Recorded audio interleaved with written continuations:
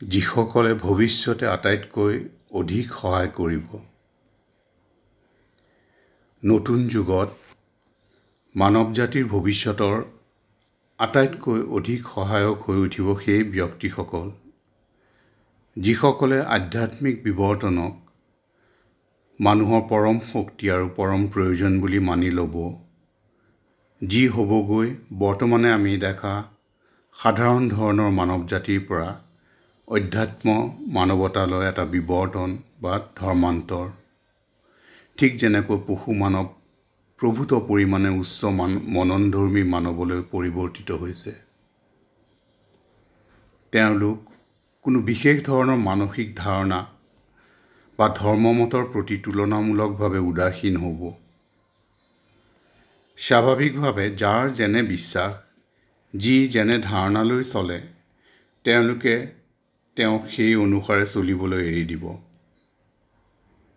এই অধ্যাত্ম ধৰ্মান্তৰৰ প্ৰতি শ্ৰদ্ধাকেই তেওঁলোকে একমাত্ৰ মূল বস্তু বুলি বিবেচনা কৰিব।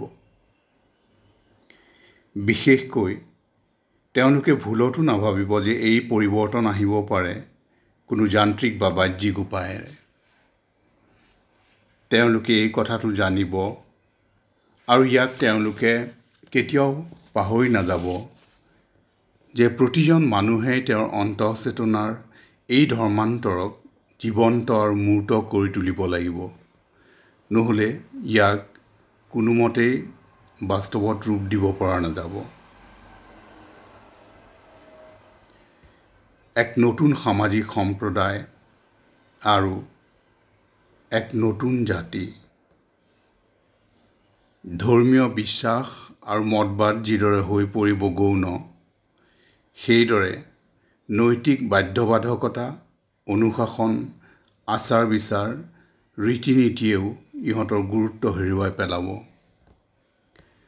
প্ৰকৃততে মানুহৰ সকলো নৈতিক সমস্যা কেন্দ্ৰীভূত হৈছে প্ৰাণৰ ইচ্ছা আৰু ইয়াৰ ভাৱ আৱেগৰ সৈতে মনৰ শক্তি আৰু ইয়াৰ অনুশাসনৰ দ্বন্দ্বৰ মাজত। যেতিয়া প্ৰাণৰ ইচ্ছাই মনৰ শক্তিৰ ওচৰত নিজকে সঁপি দিয়ে, তেতিয়া ব্যক্তি বা সামাজিক জীৱন নৈতিক হৈ উঠে। কিন্তু যেতিয়া মাথো প্ৰাণিক ইচ্ছা আৰু মানসিক শক্তি এই দুয়োটাই সমভাৱে অধিক ঊৰ্ধ্বতৰ কিহবাৰ ওচৰত, অতি মানসৰ ওচৰত নিজকে সঁপি দিয়ে, তেতিয়াহে মাথো মানৱী জীৱন অতিক্ৰম হ'ব। আৰম্ভ হ'ব প্ৰকৃত আধ্যাত্মিক জীৱন, অতি মানৱৰ জীৱন। কাৰণ অতি মানৱৰ ধৰ্ম, তেওঁৰ বিধি বিধান আহিব অভ্যন্তৰৰ পৰা। সেয়া হ'ব দিব্য বিধান, যি প্ৰতিটো সত্তাৰ কেন্দ্ৰত আছে, উজ্জ্বল দ্যুতিৰে সৈতে, যি তেওঁৰ জীৱনক অভ্যন্তৰৰ পৰা নিয়ন্ত্ৰণ কৰিব। এই দিব্য বিধান প্ৰকাশৰ ক্ষেত্ৰত বহুল, পিছে উচ্চ মূলত একমেৱ দ্বিতীয়ম।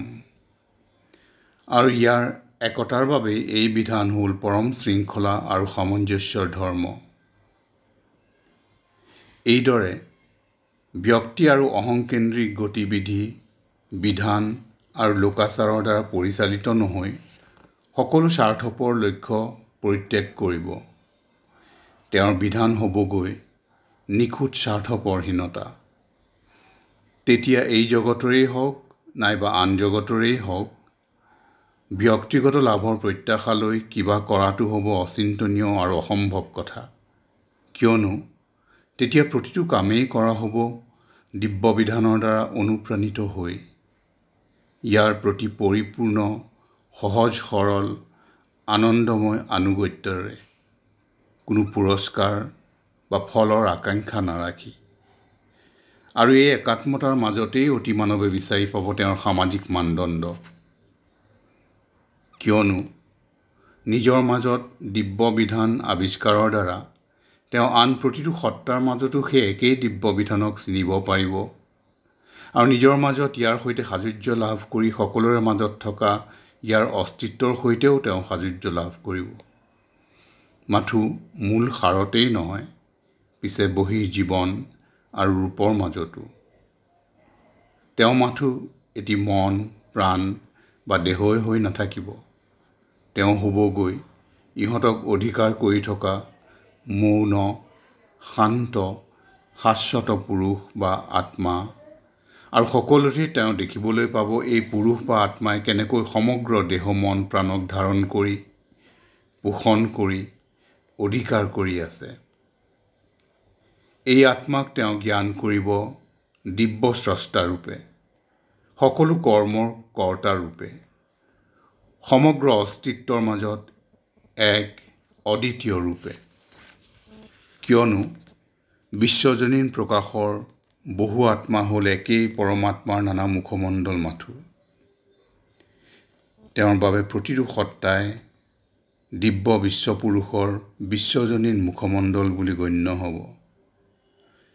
তেওঁ নিজকে সেই তৎসতৰ সৈতে মিলাই দিব আৰু নিজৰ মন, প্ৰাণ আৰু শৰীৰক পৰমাত্মাৰ একেটা মাত্ৰ বিকাশ বুলি অনুভৱ কৰিব। আৰু বৰ্তমান চেতনাত যাক আমি আন বুলি ভাবোঁ, তেওঁৰ চেতনাত সেই সকলোৱেই হ'ব আন মন, প্ৰাণ, শৰীৰৰ মাজত নিজৰেই আত্মা। তেওঁ নিজৰ দেহক আন দেহসমূহৰ সৈতে এক বুলি অনুভৱ কৰিব পাৰিব। যেনেকৈ সমগ্ৰ জড়বস্তুৰ ঐক্যৰ বিষয়ে তেওঁ অবিৰতভাৱে সচেতন হৈ থাকিব। মনে প্ৰাণে তেওঁ সমগ্ৰ অস্তিত্বৰ সৈতে সংযুক্ত হৈ থাকিব।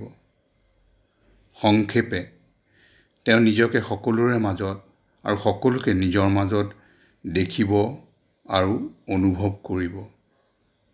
এইদৰে ঐক্যৰ পূৰ্ণতাৰ মাজত প্ৰকৃত সংহতিক তেওঁ আয়ত্ত কৰিব।